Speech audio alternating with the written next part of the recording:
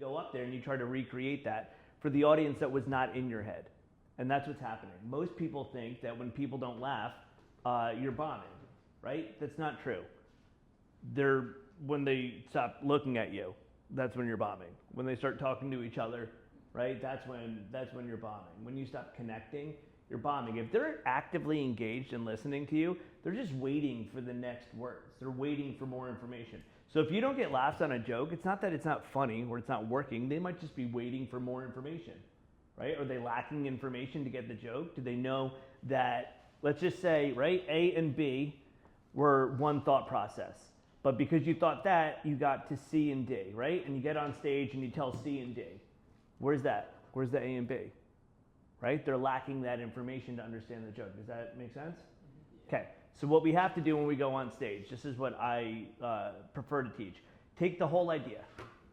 Don't even write down the wording, because the wording will come in later. You take the whole idea, you get on stage, and you make people see your point of view, right? Here's what I think is funny.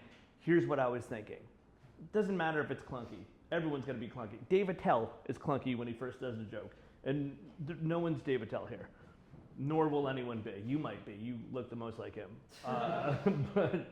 But what you want is to get up there and say the idea and have people understand your perspective, right? So then you start doing that. Once they understand what your perspective is, you start repeating that. You start running that over and over again. And then it becomes predictable. Here's where the laugh is here. This is the biggest laugh, and then it kind of peters out, right? All right, well now let's start polishing it up. That's what you do afterwards.